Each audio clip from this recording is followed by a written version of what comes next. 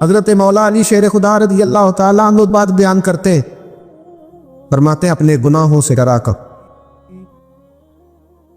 تم غریب ہونے سے ڈرتے ہو، تم تنگ دستی سے ڈرتے ہو، تم لوگوں کی دشمنی سے ڈرتے ہو، اپنے گناہوں سے ڈرو، کہ ایسا نہ ہو کہ تمہاری نافرمانیاں رب کی ناراضگی کا سبب بن۔ میرے نبی پاک صلی اللہ تعالیٰ علیہ وسلم کا انداز کچھ اس طرح کا ہے کہ امام بہقی نے لکھا ہے، حضرت بشیر بن عقبہ رضی اللہ تعالیٰ عنہ کہتے ہیں میرے والد انتقال کر گئے تھے اور میں ایک جگہ پہ بیٹھ کر رو رہا تھا کہ نبی پاک صلی اللہ تعالیٰ علیہ وسلم میرے قریب سے گزرے، کیوں روتے ہو؟ یا رسول اللہ میرے والد کا انتقال ہو گیا، میری والدہ رخصت ہو گئی۔ تو یہ ہمیں حضور نے سبق دیا ہے، یہ یتیموں غریبوں کا خیال رکھنے کا یہ بھی ایک نقطہ، یہ بھی انداز ہے۔ کائنات کا بڑے سے بڑا درد دل رکھنے والا بندہ یہاں تک نہیں جا سکتا جو میرے رسول کریم نے بیان فرمایا۔ کہتے ہیں نبی پاک علیہ السلام فرمانے لگے، بشیر بن عقبہ کیا تو اس بات پر راضی نہیں کہ میں تیرا باپ ہوں اور عائشہ تیری ماں ہو؟ آنا تجھے ہم شامل کر لیں اپنے گھرانے میں، آ جانا، مکمل تیرے معاملات کا خیال کیا جائے تو آ جا۔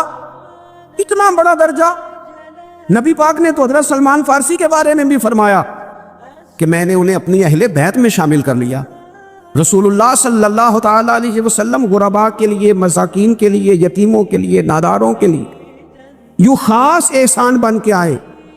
وہ یہ والا لہجہ نہیں کہ ہم مطمئن ہو گئے کہ ٹھیک ہے ہم گئے تو تھے، اتنے پیکٹ بانٹ تو آئے، اتنا کچھ ہم نے دے تو دیا، فلانا کام کر تو لیا، اور وہ بھی کب تک کیا؟ جب تک خبریں تیز تھی۔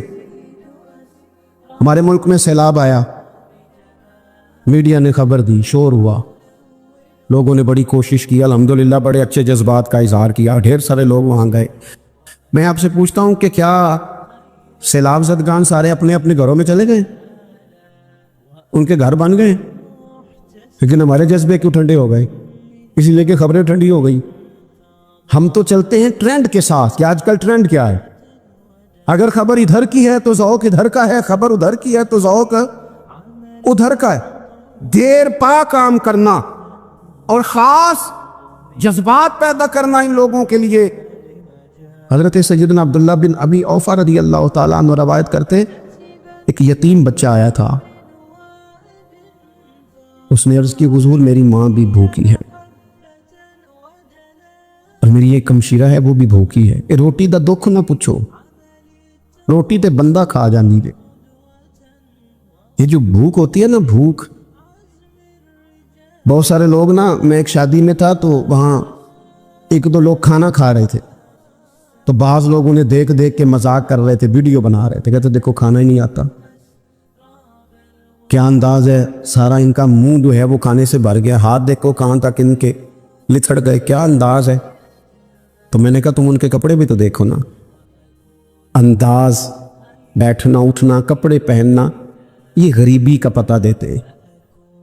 بھوک جب تیز لگی ہو پھر کھانے کے آداب لوگوں کو یاد نہیں رہتے۔ غربت نے میرے بچوں کو تہذیب سکھا دی، اب وہ سہمے ہوئے رہتے ہیں، شرارت نہیں کرتے۔ عزیز، ہوتا یہ ہے کہ جب انسان کو بھوک شدید لگی ہو نا، پھر اسے ڈاکٹر کی ہدایات نہیں یاد رہتی، پھر تو پیٹ کی آگ بجھانے کو لوگ دوڑتے۔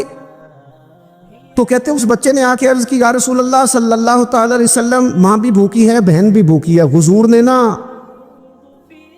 اسے 21 کھجوریں عطا فرمائی، فرمایا 7 تیری، 7 تیری بہن کی، 7 تیری والدہ کی۔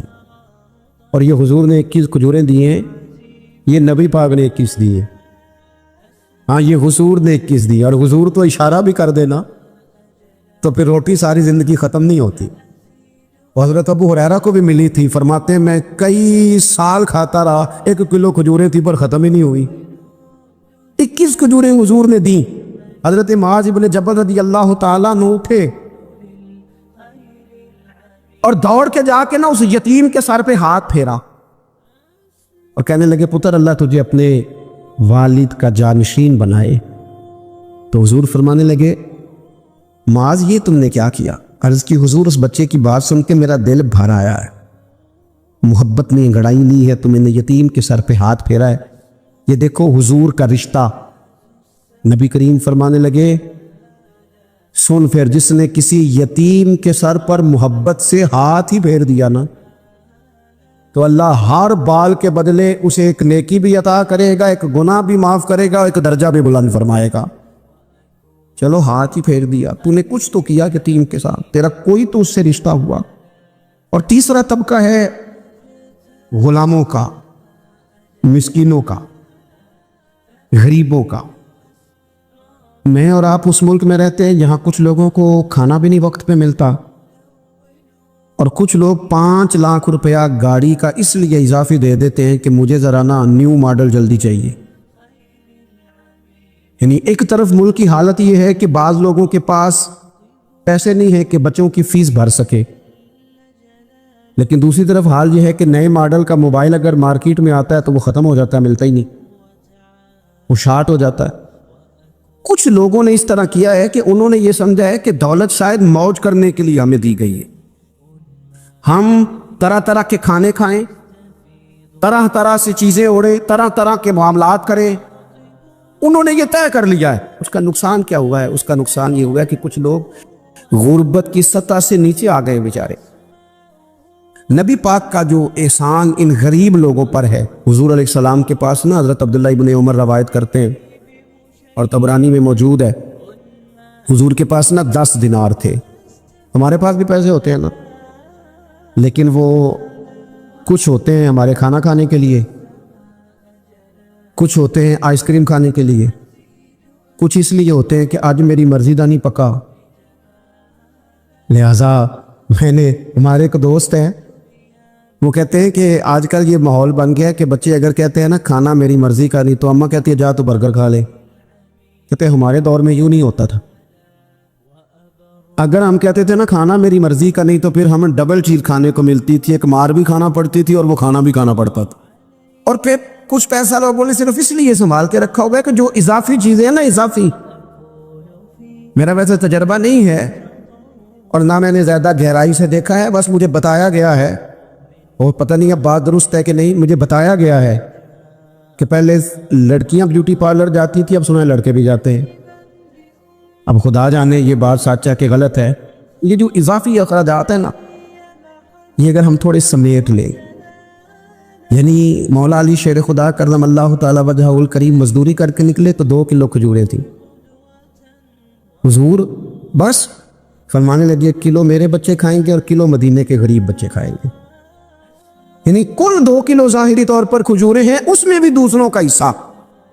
ہمارے پاس جو مال آتا ہے اگر تھوڑا سا نا ہم اسے یہ نہ سمجھ لیں کہ میرا ہی حق ہے، کسی کو اس میں سے ایک لقمہ بھی نہیں ملنا چاہیے، اگر ہم تھوڑا سا نا دل کشادہ کریں تو 3 لوگوں کا کھانا 4 بھی کھا سکتے ہیں، 4 کا کھانا 5 بھی کھا سکتے ہیں، 6 کا کھانا 7 کا کھانا 10 بھی کھا سکتے ہیں۔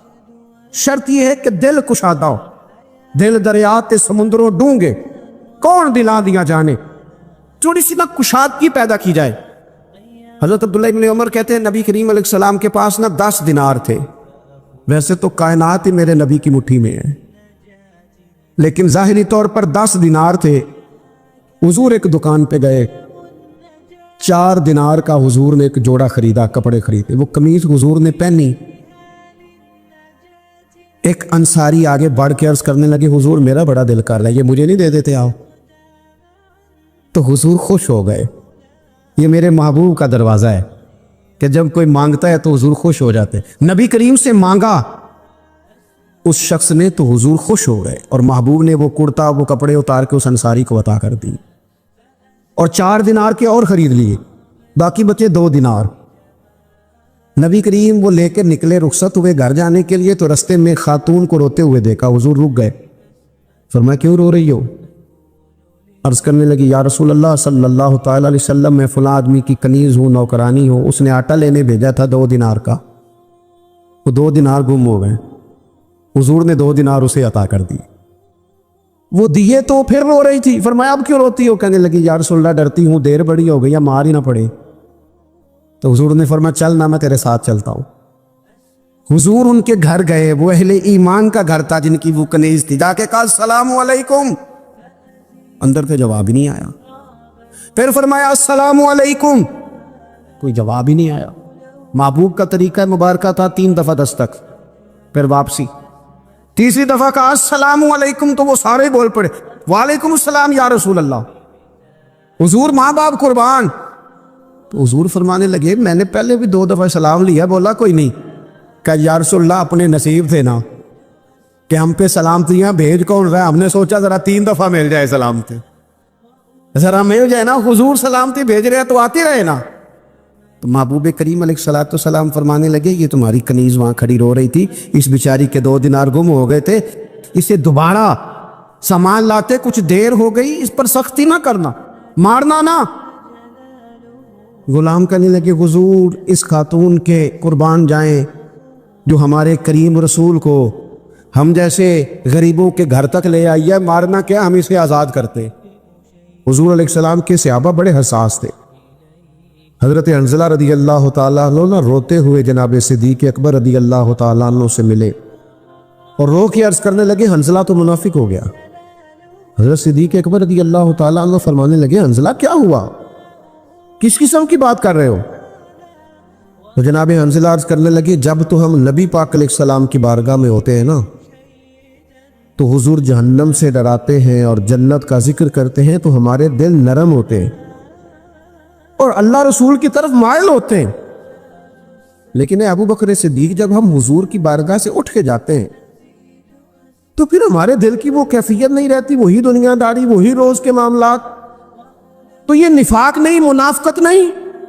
حضرت صدیق اکبر رضی اللہ تعالیٰ عنہ فرمانے لگے اوہو حنظلہ تم نے تو بڑی قابل غور بات کی ہے، یہ حال تو میرا بھی ہے کہ جو کیفیت نبی کریم علیہ السلام کی بارگاہ میں ہوتی ہے حضور کی بارگاہ سے اٹھ کے آنے کے بعد وہ کیفیت نہیں ہوتی. یہ حساسیت دیکھیے ذرا، یہ جامع ترمذی میں موجود ہے.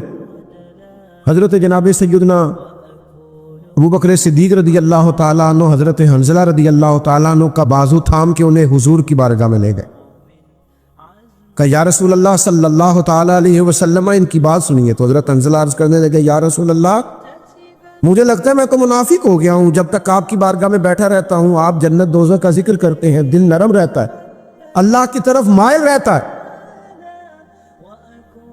لیکن حضور جب اٹھ کے یہاں سے جاتے ہیں وہی دنیا داری، وہی حال. یہ دیکھو حساسیت کیسی ہے تقوی کے بارے میں، یہ حساسیت اپنے دل کی کیفیت کے بارے میں، اپنی روحانیت کے بارے میں، اپنی باطن کے بارے میں. یہ جب تک کیفیت نہ ہو، حساس نہ ہو انسان، تو تقوی کے اعلیٰ معیار تک کیسے پہنچے گا؟ نبی پاک علیہ السلام نے فرمایا سنو اگر تمہاری وہی کیفیت رہے نا ہر وقت جو میری بارگاہ میں رہتی ہے تو فرمایا پھر تمہاری مجلسوں میں بھی، تمہارے بستروں میں بھی اور تمہارے رستوں میں بھی اللہ کے فرشتے آ کے تم سے مصافحہ کرے. لیکن فرمایا یہ وقت وقت کی بات ہے، انسان کی کیفیت ہمیشہ ایک جیسی نہیں رہتی. لیکن یہ حساس مزاج صحابہ کا، ہم پیسوں کا تو حساب کرتے ہیں آج کل کتنے ہیں اور کتنے کم ہو گئے، سٹیٹس کا تو حساب، اور نوجوان اور بھی کوئی حساب کرتے ہیں، میرے ویوز کتنے ہیں، لائکس کتنے، تصویریں کتنی کھینچتا ہوں. ایک دوسرے پوچھتے ہیں تو نے میری تصویر نہیں دیکھی؟ اور خدا کے بندے بس کر دے، ساری زندگی کیا ساری دنیا موبائل کے اندر ہی آ گئی ہے. اور بھی غم ہے زمانے میں محبت کے سوا، اور بھی بڑے کام ہیں موبائل کے علاوہ بھی کرنے والے. تو میرے بھائی ذرہ ذرہ نیکی کا خیال کریں، حساس بنائیں اپنے آپ کو. یہ بے احتیاطی بے اعتدالی نقصان دے تو کرے کہ آج اس سے معاملات بہتر ہو جائیں گے. حال کیا ہے؟ کہاں سے شروع کریں؟ کون سی کیفیت لے کے آئیں؟ تو پہلا سبق آپ کی خدمت میں روحانیت کی مضبوطی کے لیے عرض کروں گا کہ یہ اگر احساس پیدا ہو جائے، آپ محتاط ہو جائیں، ذرہ ذرہ سوچنے لگے.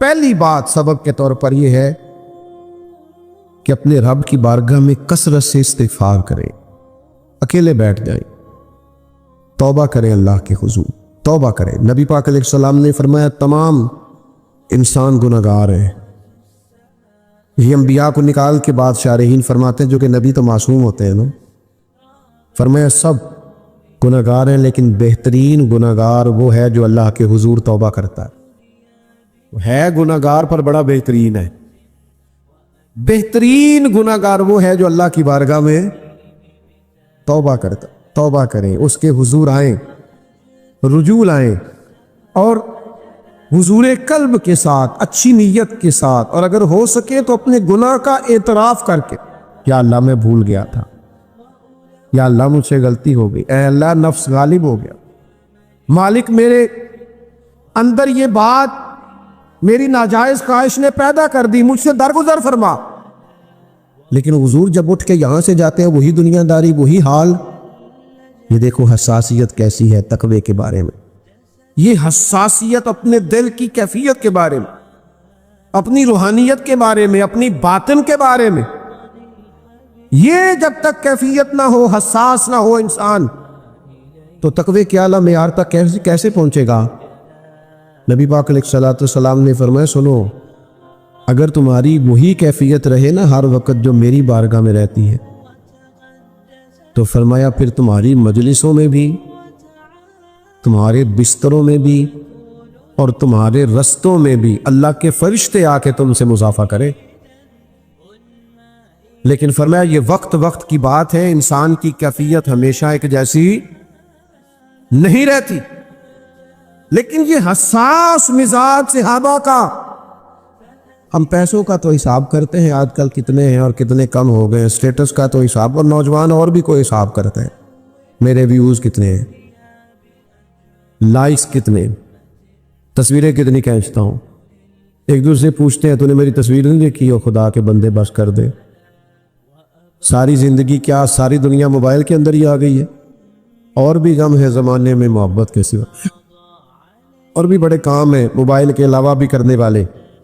تو میرے بھائی ذرہ ذرہ نیکی کا خیال کریں، حساس بنائیں اپنے آپ کو، یہ بے احتیاطی بے اعتدالی نقصان دے تو کرے کہ آج اس سے معاملات بہتر ہو جائیں گے، حل کیا ہے؟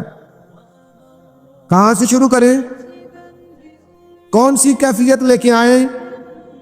تو پہلا سبق آپ کی خدمت میں روحانیت کی مضبوطی کے لیے عرض کروں گا کہ یہ اگر احساس پیدا ہو جائے، آپ محتاط ہو جائیں، ذرہ ذرہ سوچنے لگیں، پہلی بات سبق کے طور پر یہ ہے کہ اپنے رب کی بارگاہ میں کثرت سے استغفار کریں، اکیلے بیٹھ جائیں، توبہ کریں اللہ کے حضور، توبہ کریں۔ نبی پاک علیہ السلام نے فرمایا تمام انسان گناہگار ہیں، یہ انبیاء کو نکال کے بعد شارحین فرماتے ہیں جو کہ نبی تو معصوم ہوتے ہیں نا، فرمایا سب گناہگار ہیں لیکن بہترین گناہگار وہ ہے جو اللہ کے حضور توبہ کرتا ہے گناہگار پر بڑا بہترین ہے، بہترین گناہگار وہ ہے جو اللہ کی بارگاہ میں توبہ کرتا، توبہ کریں، اس کے حضور آئیں، رجوع لائیں، اور حضور قلب کے ساتھ، اچھی نیت کے ساتھ، اور اگر ہو سکے تو اپنے گناہ کا اعتراف کر کے، یا اللہ میں بھول گیا تھا، یا اللہ مجھ سے غلطی ہو گئی، اے اللہ نفس غالب ہو گیا، مالک میرے اندر یہ بات میری ناجائز خواہش نے پیدا کر دی، مجھ سے درگزر فرما۔ میرے بھائی خاص توجہ کر کے ندامت کے ساتھ اللہ کے حضور رجوع لائیں، توبہ کریں، اور بار بار کریں، اور سہ بار کریں، یہ کر کے دیکھیں، اور تنہائی میں کریں، اور اکیلے میں کریں، اور اپنے رب کو منائیں۔ اللہ کے حبیب علیہ الصلوۃ والسلام نے فرمایا اس کے لیے خوشخبری ہے جو اپنے نامہ اعمال میں کثرت سے استغفار رکھتا ہے، جو زیادہ استغفار پڑھے اس کے لیے خوشخبری ہے، زیادہ سے زیادہ مصلی پہ بیٹھا کرے، اللہ سے معافی مانگا کرے۔ ہمارا نا بہت سارا وقت شغل میں گزر جاتا ہے، اب تو نیکی بدی کے معاملے میں بھی ہم مذاق کرتے ہیں، لوگ کہہ رہے ہوتے ہیں اگر فلانا طبقہ بخشا گیا تو میں نہیں پیچھے رہتا، فلانوں کو معافی ہو گئی تو ہم تو پھر گئے۔ او بھائی کس طرح کی باتیں، مومن کا یہ لب و لہجہ نہیں، مومن تو اپنے رب سے ڈرتا ہے، وہ تو ہر وقت اس کے حضور عاجزی لاتا ہے۔ اور پھر دوسری بات یہ کہ ہم سے گناہ ہو جاتے ہیں، ہم اللہ کے عاجز بندے ہیں، نفس غالب آتا ہے، کئی جگہ نہ چاہتے ہوئے بھی، دانستہ بھی اور نہ دانستہ بھی، بہت ساری کمزوریاں ہو جاتی ہیں، کرنے کا کام یہ ہے کہ ہم کبھی مایوس نہ ہوں. جب بھی غلطی ہو تو پھر احساس پیدا ہو. جب احساس پیدا ہو تو اپنے رب کی طرف رجوع لائیں. مالک کریم کا باب رحمت ہر وقت کھلا ہے. اس کے دروازہ کرم سے ہر وقت بخشش کی خیرات ملتی ہے, درگزر کی سوغات ملتی ہے. وہ اپنے بندوں کو معاف کرتا. ایک حدیث ایسی ہے جو مجھے بڑا جوان کرتی ہے, میرے دل کو بڑا ٹھنڈا کرتی ہے. اور بھی بہت ساری روایات ہیں, ان میں سے ایک یہ بھی ہے جو طبیعت کے اندر بڑا ایک خاص قسم کا شوق اور ولولہ پیدا کرتی ہے. یہ مسند امام احمد بن حنبل میں موجود ہے. حضور علیہ الصلوۃ والسلام فرماتے ہیں وہ جب شیطان نے سجدہ نہ کیا جناب آدم کو تو اللہ تبارک و تعالیٰ نے شیطان کو نکال دیا. تو شیطان نے نہ وہاں ایک بات کی, وہ کہنے لگا اے میرے مالک, جب تک تیرے بندوں کے جسموں میں روح رہے گی نا میں انہیں گمراہ کرتا رہا. یعنی بندے کے مرنے تک, سانس ٹوٹنے تک, جب تک اس کے وجود میں روح رہے گی میں گمراہ کرتا رہوں گا. مالک کی رحمت پہ ہماری اولاد قربان, ہمارے ماں باپ قربان, اس کے انداز کرم پر ہماری ساری عزتیں قربان. نبی کریم علیہ السلام فرماتے ہیں جب شیطان نے کہا نا کہ جب تک ان کے جسموں میں روح رہے گی میں انہیں گمراہ کرتا رہوں گا, تو حضور فرماتے ہیں رب کریم نے فرمایا سونو لعین, پھر مجھے بھی میری عزت اور جلال کی قسم یہ جب تک مجھ سے معافی مانگتے رہیں گے میں انہیں معاف کرتا رہوں گا. فرمایا میں انہیں معاف کرتا رہوں گا. جب جب یہ معافی مانگیں گے نا یہ آئیں گے, چند آنسو آئیں گے, رب معاف فرما دے گا. اس یہاں سے کبھی ہم نے کنارہ نہ کیا, پر تو نے بھی تو دل آزردہ ہمارا نہ کیا. معاذ اللہ ہم نے تو جہنم کی بہت کی تدبیر, پر میرے مولا تیری رحمت نے گوارا نہ کیا, تیرے کرم نے گوارا نہ کیا. رحمت دا دریا الہی ہر دم وگدا تیرا, بس جے ایک قطرہ بخشے مینوں کم بڑھ جاندہ ہی میرا. تو جب تک استغفار کریں گے اللہ فرماتا ہے میں انہیں معاف. ایک تو استغفار کرنا ہے, دوسرا نہ سجدے زیادہ کرنے روحانی ترقی کے لیے. وَاعْبُدْ رَبَّكَ حَتَّى يَأْتِيَكَ الْيَقِينُ, اللہ فرماتے ہیں اپنے رب کی مرتے دم تک عبادت کرو. خوب سجدے, خوب عبادتیں, خوب توجہ, اپنے رب کے حضور خوب عاجزی, اس کی بارگاہ کی طرف خوب رجوع. یعنی بارشیں نہیں ہوتی تو نماز, زیادہ ہو جائے تو نماز, سورج گرہن لگ جائے تو نماز, کبھی کوئی کمزوری ہو گئی تو سجدہ, اللہ نعمت دے تو شکر کا سجدہ, کبھی غلطی ہو جائے تو رب کی بارگاہ میں معافی کے لیے سجدہ. سجدہ ہی سجدہ, عبادت ہی عبادت. میرے نبی پاک فرماتے ہیں جب تم اس کی بارگاہ میں سجدہ کرتے ہو نا تو تمہارے گناہ معاف کرتا ہے اور درجے بلند فرماتا ہے. آپ ذرا وہ بخاری شریف کی خوبصورت روایت دیکھیے نا. حضرت کثیر بن قیس فرماتے کہ ایک شخص مدینہ شریف سے چلا اور سینکڑوں میلوں کا سفر طے کر کے وہ دمشق کی جامع مسجد میں پہنچا, اور جب اس سے پوچھا گیا کہ جناب اتنا مشکل ترین اور کٹھن ترین سفر, یہ آج لوگ گاڑی کے اندر بند ہوتے, ہیٹر کی سہولت موجود ہوتی, اور اگر آپ کو کہیں رکنا ہے تو آپ کے لیے اسباب موجود ہیں, پیٹرول پمپ موجود ہے, کھانے کا, پینے کا, نماز پڑھنے کا, سستانے کا سامان موجود ہے. پھر بھی لوگ کہتے ہیں جناب سفر بڑا مشکل کام ہے, دھند بڑی پڑی ہوئی ہے, راستہ نظر نہیں آتا, حد نگاہ بڑی کم ہو گئی, کیسے سفر کرے, بڑی مشکل ہے.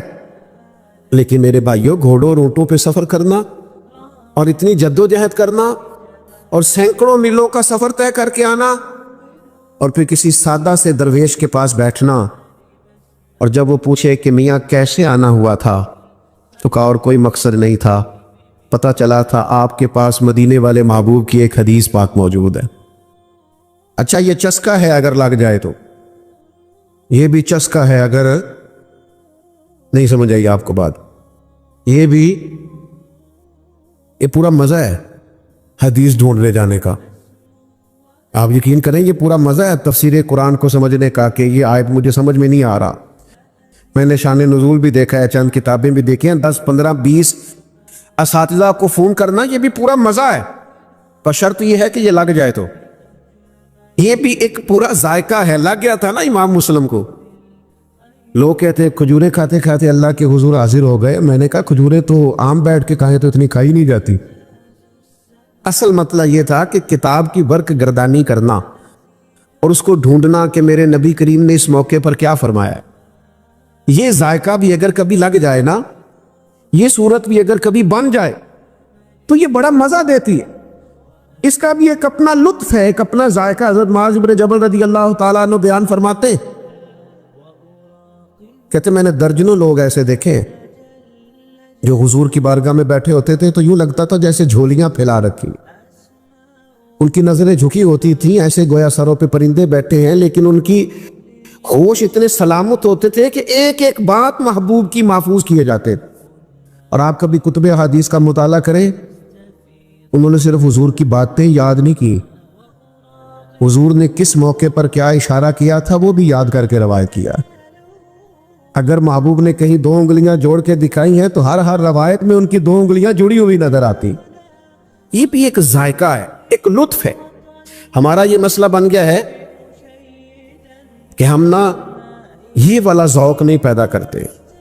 یہ والی تو ہم نے کچھ ایسے بزرگ دیکھے اپنی زندگی میں جنہوں نے بہت علماء کی تقریریں سنی, لیکن اس طرح کر کے سنی کہ جس محفل میں گئے کاغذ قلم ساتھ لے گئے.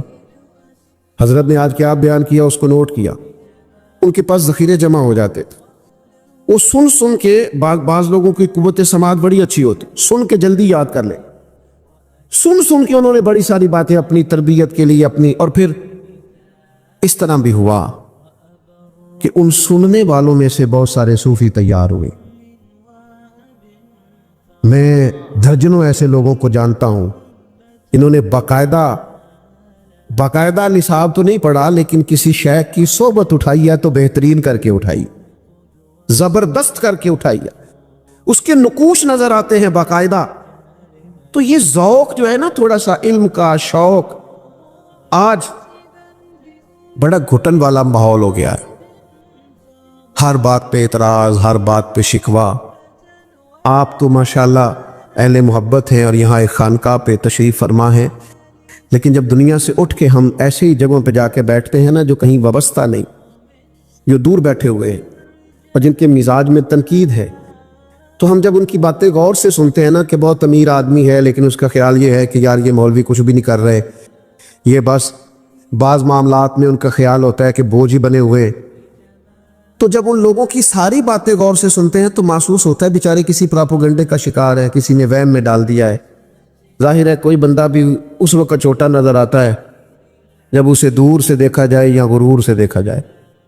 وہ کبھی قریب آتے نہیں, بیٹھتے نہیں, چیزوں کو سمجھتے نہیں, معاملات پر غور نہیں کرتے, تو وہ دور بیٹھ کر پراپوگنڈا کرتے ہیں. عزیز دوستو, جب ہمارا مزاج علمی ہوگا, ہم چیزوں کو سمجھیں گے, اخلاقیات کے تعلق سے ہمارے پاس نصاب موجود ہوگا, ہمیں ان ساری باتوں کا پتہ ہوگا جو نبی پاک علیہ السلام نے ہماری تربیت کے لیے بیان فرمائی, اور ہم ان کا شوق رکھتے ہوں گے, اور پھر ہمارے پاس وہ ذخیرہ اس طرح موجود ہوگا کہ ہماری عملی زندگی میں بھی وہ نافذ ہوگا.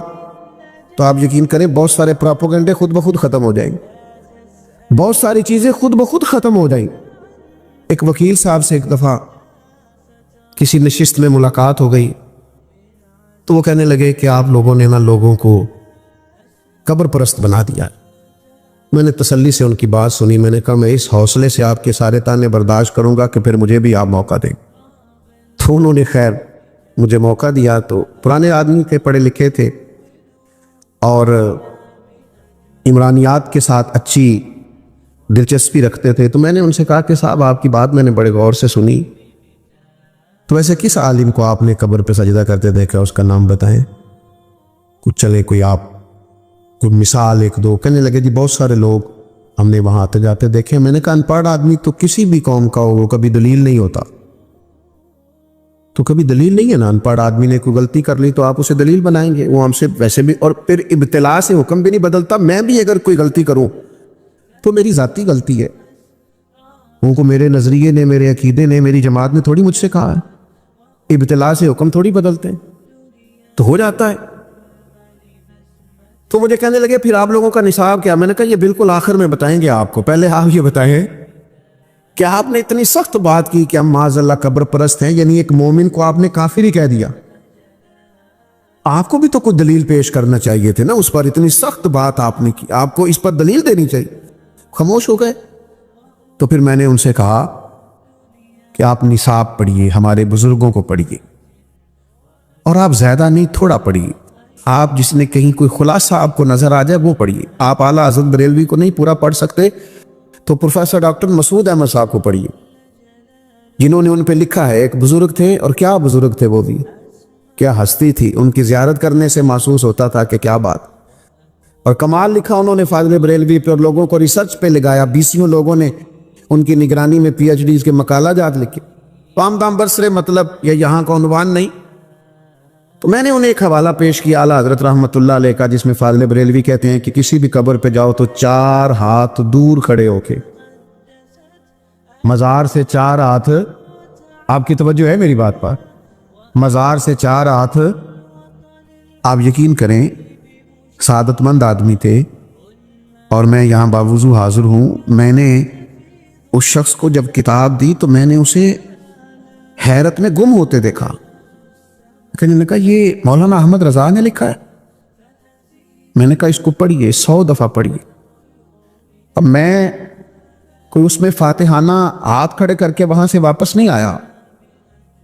میں نے اپنے دوستوں کو واپس آ کے یہ نہیں کہا کہ میری 2-3 ملاقاتیں ہوئیں، دیکھو بندہ، یہ میں نے نہیں کہا، بلکہ میں واپس آیا اور گاڑی میں بیٹھتے ہی میں اپنے دوستوں سے کہا آج مجھے احساس ہوا ہے اپنی سستی کا، آج مجھے احساس ہوا ہے اپنی کاہلی کا، آج مجھے احساس ہوا ہے کہ ہم کس قدر زیادہ ناکام ہوئے اس کام میں کہ ہم اپنے بزرگوں کی خاص باتیں بھی لوگوں تک پہنچا نہیں سکے، ہم کسی کو بتا ہی نہیں سکے کہ ہمارے بزرگوں نے کیا لکھا ہے، وہیں رہے اپنے 4-5 لوگوں میں مست، یہ پیغام دے ہی نہیں سکے۔ خدا کرے کہ ایسا ہو، خدا کرے کہ ایسا ہو کہ آپ حضرت فقیہ اعظم کو پڑھنے والے ہوں، اللہ کرے کہ ایسا ہو آپ اعلیٰ حضرت بریلوی کو پڑھنے والے ہوں۔